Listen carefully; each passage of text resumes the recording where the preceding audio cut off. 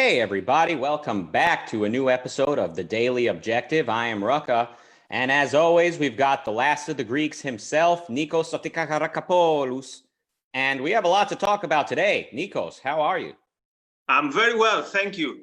So today the topic is the social media so-called purges against voices and some characters in the wider conservative movement. I would put it more specifically the Trump bandwagon, so to speak. So there has been a lot of things happening in the last years with people losing their social media accounts. Sometimes this is many media platforms at the same time, as it happened, for example, with Alex Jones. Other times it's some platforms. So yesterday, YouTube banned the channel of Stefan Molyneux, who was active there with shows for, I don't know, something like 8 years. And the discussion is what is happening. So whether is this a politically orchestrated, let's say, effort to silence Trump's voices. A lot of his fans say this has to do with the fact that we're in an election year. Then you have many on the right claiming that this is censorship, which is an issue of its own.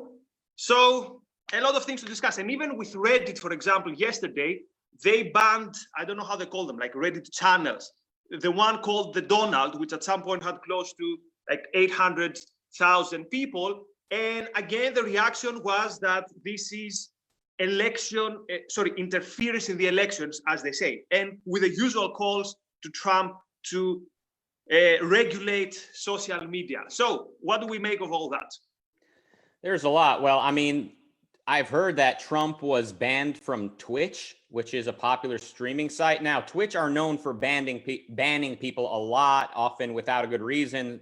So usually I just say, well, that's just inadequacy on Twitch's part. But when it comes to the president, like there's no one would ban him by mistake. They know exactly who he is. And it speaks to the sort of the rift and the lack of touch that the people in Silicon Valley have, that half the country can elect a person that Twitch considers to be violating their, community guidelines. I think it says something. The fact that the Donald, that it's called a subreddit, I believe, that was banned from Reddit, also just so blatant, and I think will work against getting Biden elected in my estimation, because censoring something. I think it's gonna work against Biden.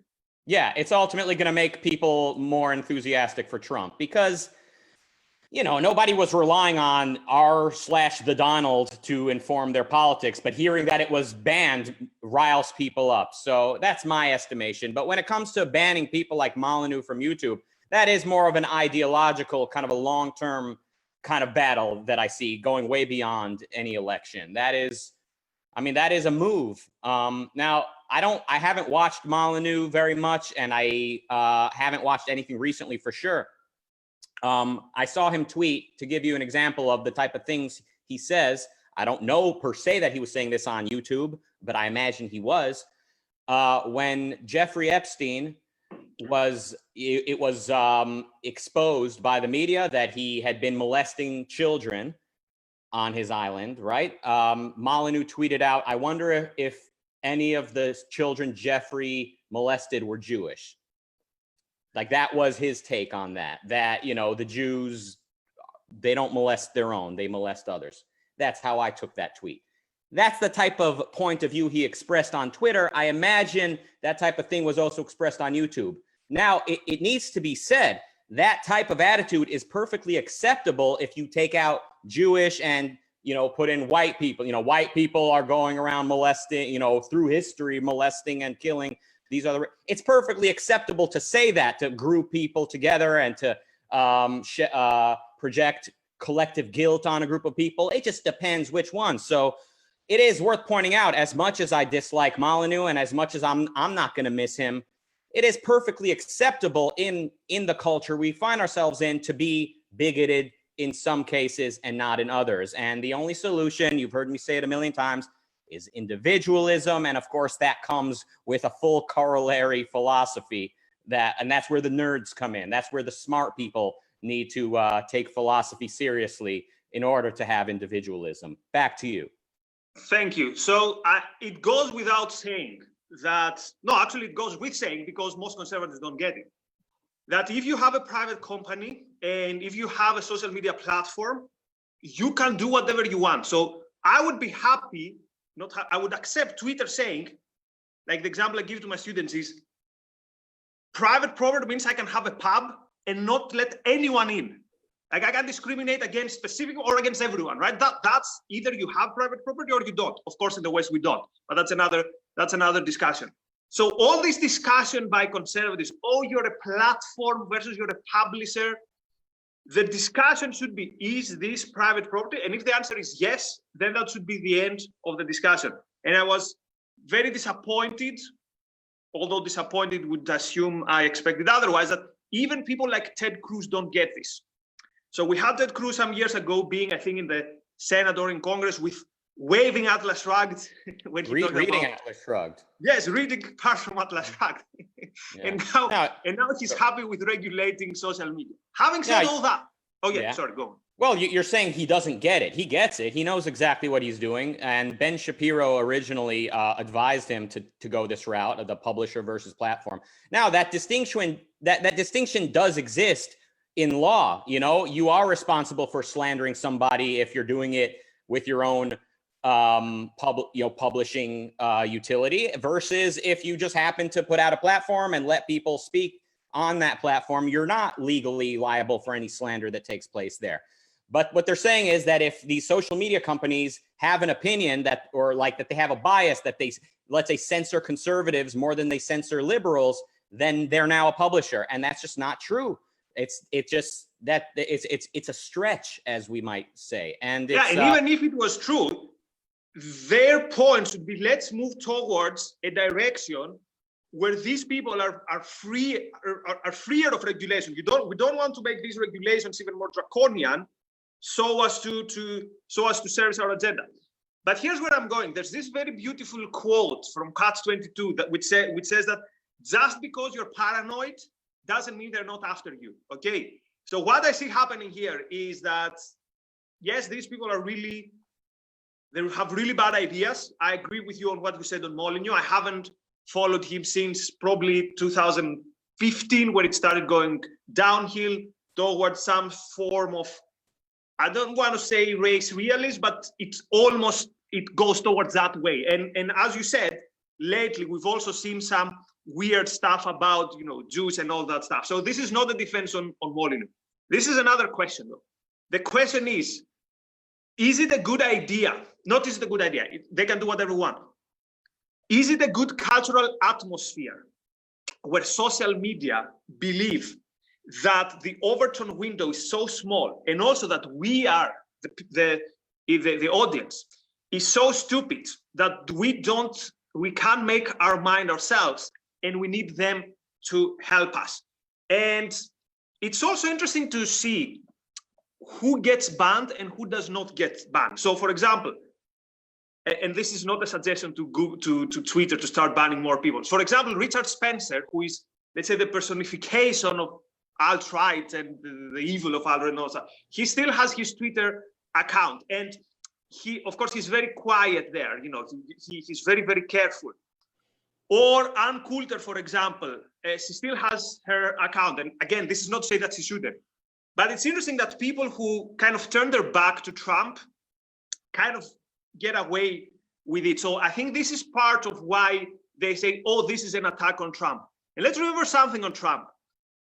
Trump in 2016 won in terms almost of a social movement, right? And this doesn't mean you have good and bad social movement, but it had all the characteristics.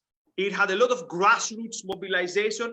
You had all the quote deplorables. That's why, by the way, we put it on the type. People like Molyneux, Coulter, Milo, Alex Jones, and they reappropriated this term. So there was this poster from that movie with Stallone and Schwarzenegger, and they had their faces, and it was called the Deplorables. So that was kind of the idea, that all the outsiders come together and support Trump.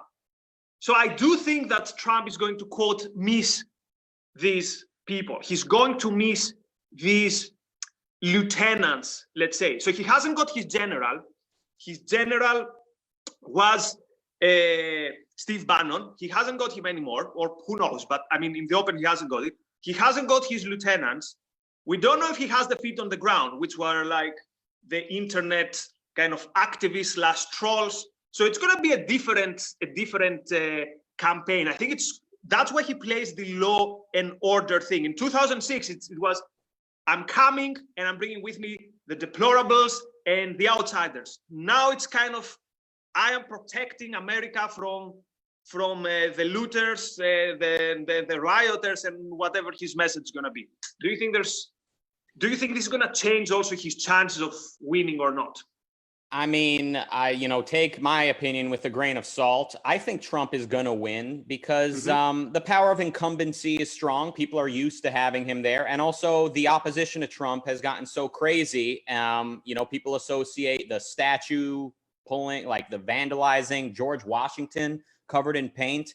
I mean, this is not a Confederate general, right? This is, I mean, even when just Confederate statues are just pulled down without due process, without going through the motions, people take that as an attack on civil society, on civil order. So with all the craziness happening out there, and as I think, like we discussed the silent majority the other day here, I think there is sort of a silent majority that you'll hear from them on election day. A lot of people are going to vote for Trump just because they associate the madness with the opposition against Trump. Well, if I had to make a prediction, and we can always have Lord Emperor go back and edit this out.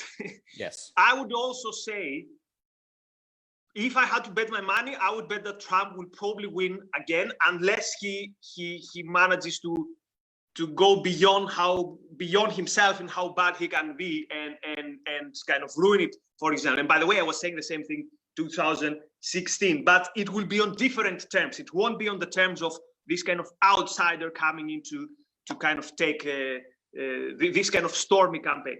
Now, one more thing I want to throw in the discussion is the culture in Silicon Valley. And here, I'm not sure I agree with some other people in the objectivist movement. So yes, the productive achievement of these people is great. The productive achievement of people like Zuckerberg, of people in Google, they've made our lives so much better. They make this thing possible, which is very important. However, after some point, because of all the things that you say, how important culture is, how important ideas are, I'm not sure anymore where the balance is in terms of there being a power for good or a power for bad. So here's an example. Do you remember the summer of 2017? This poor engineer in Google who wrote a memo explain why maybe the pay gap is not an issue of discrimination, but could be for other reasons. So what happened then is that obviously the guy lost his job, but that's not the interesting thing. What I found most interesting on that story is a very small detail that almost didn't make it to the media. That the Google CEO, or one of the top two guys, I think it was the CEO, had to put a halt in his vacation and fly back to the US to deal with this topic. And he said oh, I'm very sorry. I realize, a lot of people are in distress. So the question is this: if you run an organization where the culture of organization is so, I don't want to say corrupt, but is so problematic, to use the term of the other side, it's so problematic that it's a major issue that the CEO, who is super busy, has to put a stop in his vacation to fly back because one guy said something using, by the way, tens of sources and something which shouldn't be so controversial. There's something happening there. And the other day we saw that there was a big backlash in Facebook because Mark Zuckerberg didn't fact check Trump.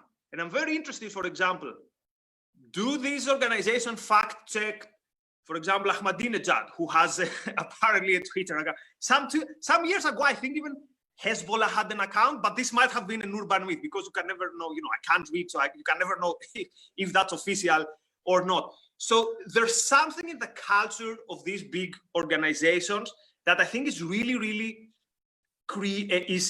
adding up to what is wrong in the culture today. And I wonder at which point this should become an issue where we criticize them and where we kind of tone a bit down our admiration for their productive achievement. I mean, there's a lot there. I think a lot of objectivists would, or most even, or the good objectivists, I think would agree with basically what you said there in terms of facts. Like, yes, you've got amazing productive success stories, but many of them, virtually all of them, are carrying water for these horrible philosophies. And I think the best objectivists would answer you saying, Silicon Valley is a symptom. In the culture in Silicon Valley is only a microcosm of the world outside. So, you know, like it's like when we were talking about Israel versus the Arabs, and you were saying, like, why don't people hold the Arab countries to the same standard as Israel? Like, you're expecting everyone to be objective and to look at things through the same prism as you, but they don't have the same philosophy as you. So in their worldview, the Arabs have one standard because they're indigenous or what and all of that, versus the Western light-skinned capitalist Israelis that control everything. They have a different standard the way people see that.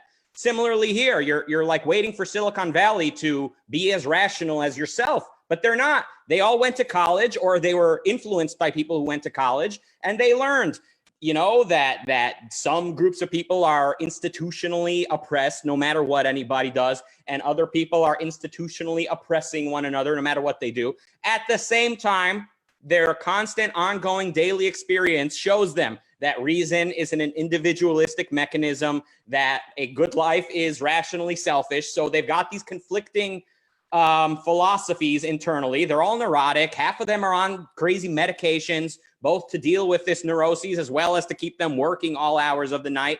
I mean, you're trying to make sense of something. It's almost like you're trying to play God and decide, like, are they ultimately morally good or morally bad? I mean, they're mixed, just like the culture is very mixed. You'll drive yourself crazy trying to understand and to kind of morally assess the whole thing. Watch Tim Pool's appearance on the Joe Rogan show. You probably saw that, where the CEO and his PR head lady were there to defend Twitter.